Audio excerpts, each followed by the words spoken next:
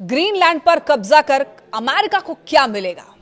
देखिए, दुनिया के अलग अलग हिस्से में नई नई जंग छेड़ने, वेनेजुएला जैसे देश पर कब्जा करने और क्यूबा, मैक्सिको, कोलंबिया को खुली धमकी देने के बाद अब डोनाल्ड ट्रंप की नजर दुनिया के सबसे बड़े द्वीप ग्रीनलैंड पर है। ट्रंप पहले भी साफ कह चुके हैं कि ग्रीनलैंड अमेरिका की सुरक्षा के लिए बेहद जरूरी है और इसे अपने कब्जे में लेना ही होगा। लेकिन सवाल यह है कि क्या वाकई ग्रीनलैंड सिर्फ अमेरिका की सुरक्षा का मसला है या फिर बर्फ से ढकी इस जमीन के नीचे कुछ ऐसा दफन है जिसके बिना ट्रंप का मेक अमेरिका ग्रेट अगेन अधूरा रह जाएगा। नमस्कार, मेरा नाम है लक्ष्मी। अगर दुनिया के नक्शे पर ग्रीनलैंड को देखें तो ये चारों तरफ से समंदर से घिरा दुनिया का सबसे बड़ा द्वीप है। ये आर्कटिक और अटलांटिक महासागर के बीच स्थित है। भौगोलिक तौर पर उत्तरी अमेरिकी महाद्वीप का हिस्सा, लेकिन राजनीतिक और सांस्कृतिक रूप से यूरोप के बेहद करीब, यानी यूरोप का गेटवे। ग्रीनलैंड का करीब 80% हिस्सा पूरी तरह से बर्फ से ढका हुआ है। बाकी बची 20% जमीन पर महज 56,000 की आबादी रहती है। लेकिन सबसे अहम बात है, ग्रीनलैंड डेनमार्क का हिस्सा है और आर्कटिक में इसकी सीमा सीधे रूस के बेहद करीब पहुंचती है। ग्रीनलैंड की भौगोलिक स्थिति अमेरिका के लिए इससे रणनीतिक रूप से बेहद ही खास बना देती है और यही वजह है कि बिना कब्जा किए ही अमेरिका ने यहां पर पिटोफिक स्पेस बेस बना रखा है और यह बेस रूस से आने वाली किसी भी मिसाइल की सबसे पहले वार्निंग देने वाले रडार सिस्टम का अहम केंद्र है। इतना ही नहीं, यह स्पेस बेस आर्कटिक क्षेत्र में रूस और चीन की बढ़ती गतिविधियों पर नजर रखने के लिए एक नेचुरल एयरक्राफ्ट कैरियर की तरह भी काम करता है। इसके अलावा ग्रीनलैंड, आइसलैंड और ब्रिटेन के बीच मौजूद GIUK गैप एक ऐसा समुद्री गलियारा है जिसके जरिए अमेरिका रूसी नौसेना के जहाजों और पनडुब्बियों को अटलांटिक महासागर में घुसने से रोक सकता है। डोनाल्ड ट्रंप देखिए, ग्रीनलैंड पर कब्जे की बात करते वक्त हमेशा इन्हीं सामरिक वजहों का हवाला देते हैं, लेकिन इस कहानी में एक और बड़ा खेल है जिसका जिक्र ट्रंप खुलकर नहीं करते और वो खेल है नियोडीमियम और डिस्प्रोसियम। ये दोनों दुर्लभ खनिज पदार्थ हैं जिन्हें आज की दुनिया में नया सोना या इंडस्ट्रियल विटामिन कहा जाता है।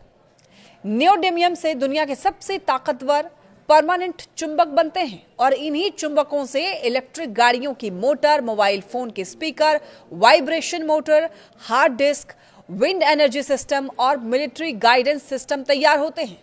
लेकिन नियोडीमियम अकेला काफी नहीं है, उसे हाई टेम्परेचर में भी स्थिर रखने के लिए डिस्प्रोसियम की जरूरत पड़ती है। मतलब साफ है कि डिस्प्रोसियम के बिना ना इलेक्ट्रिक कार चलेंगी, ना मिसाइल, और इन दोनों खनिजों पर दुनिया में 80 से 90% तक एकाधिकार है चीन का। चीन जब चाहे इनकी सप्लाई रोक देता है। नतीजा क्या होता है? कभी मोबाइल फोन की किल्लत हो जाती है, कभी गाड़ियों का प्रोडक्शन ठप हो जाता है, तो कभी हथियारों की सप्लाई बाधित होती है। ग्रीनलैंड में इन्हीं दोनों खनिजों के बड़े भंडार होने का अनुमान है और यही असली वजह है जिसके लिए अमेरिका ग्रीनलैंड पर नजर गड़ाए बैठा है। एक और बड़ी वजह है भविष्य के समुद्री व्यापारिक रास्ते।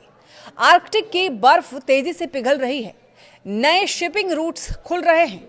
अगर ये रास्ते पूरी तरीके से सक्रिय हो गए तो एशिया और यूरोप के बीच पनामा और स्वेज नहर से भी कहीं कम दूरी तय करनी पड़ेगी और इन रास्तों के बीचों बीच है ग्रीनलैंड। यानी अगर ग्रीनलैंड पर अमेरिकी नियंत्रण हुआ तो भविष्य के वैश्विक व्यापार पर भी अमेरिका का दबाव होगा।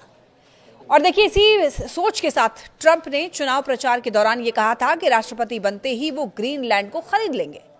ट्रंप का दावा है कि डेनमार्क हर साल करीब $600 मिलियन ग्रीनलैंड को देता है, जिसका बोझ अमेरिका जो है बड़ी आसानी से उठा सकता है। लेकिन डेनमार्क ने साफ कह दिया, ग्रीनलैंड बिकाऊ नहीं है।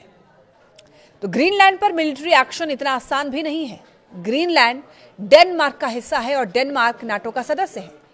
नाटो के आर्टिकल 5 के मुताबिक किसी एक सदस्य पर हमला पूरे नाटो पर हमला माना जाएगा। अगर अमेरिका ऐसा करता है तो न सिर्फ नाटो टूटेगा बल्कि यूनाइटेड नेशंस की बुनियाद भी हिल जाएगी और यही वजह है कि France, Germany, Italy, Poland, Spain, Britain और डेनमार्क एक सुर में कह चुके हैं ग्रीनलैंड का भविष्य वहां के लोग तय करेंगे, ना कि अमेरिकी ताकत। लेकिन वेनेजुएला के बाद दुनिया को यह डर तो है कि कहीं ट्रंप यूरोप की चेतावनियों को भी नजरअंदाज न कर दे, क्योंकि अगर अमेरिका ऐसा करता है तो रूस को यूक्रेन पर और चीन को ताइवान पर हमला करने का खुला बहाना मिल जाएगा और फिर दुनिया एक ऐसी अंतहीन जंग में फंस जाएगी जिसे कोई भी नहीं चाहता है। तो आप क्या सोचते हैं, क्या ग्रीनलैंड अगली वैश्विक जंग की शुरुआत बनेगा?